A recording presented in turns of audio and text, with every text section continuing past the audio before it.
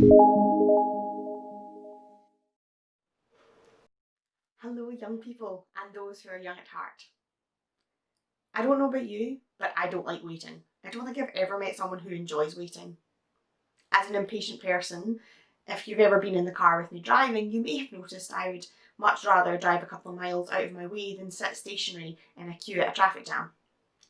But unfortunately, waiting is just part of life. Waiting for the end of the school day, waiting for the weekend, the next holiday, exam results, hearing back from uni or college, or just sucking it up and waiting in that traffic jam. We sometimes forget that the story of Noah in the Bible is actually a story with a lot of waiting in it.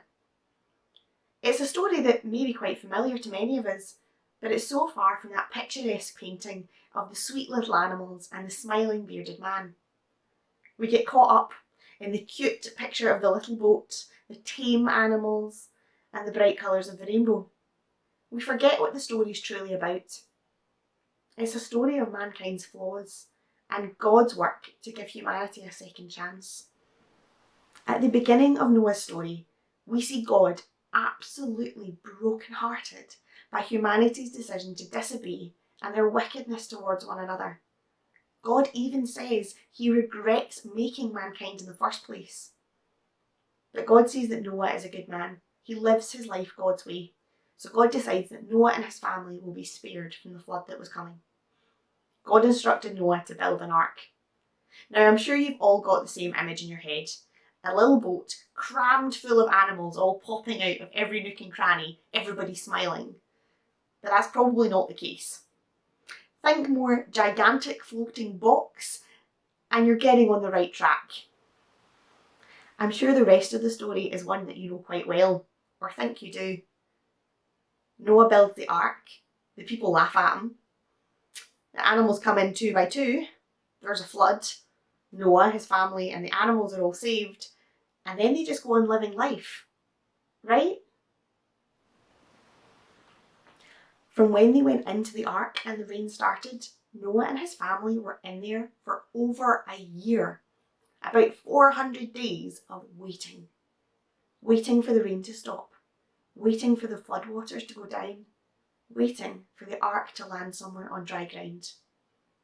I'm pretty sure after 400 days, that gigantic floating box was beginning to feel pretty small. I wonder how many of us felt like that during lockdown, stuck in the house. When the ark finally came to dry land and they came out, Noah and his family had been through something massive and life-changing. There was no going back to normal life. This was their new normal, and they had to figure out what came next. As we are coming out of lockdown, this is our new normal. Life has changed. The way we work, the way we do school, the way we see our friends has changed. We need to learn to navigate these changes and figure out what comes next. We're all really good about looking at the negatives of lockdown, but I challenge you to look at the positives of how we can change things in the weeks and months ahead. Look for opportunities where we can learn from the past and make positive steps to make it better.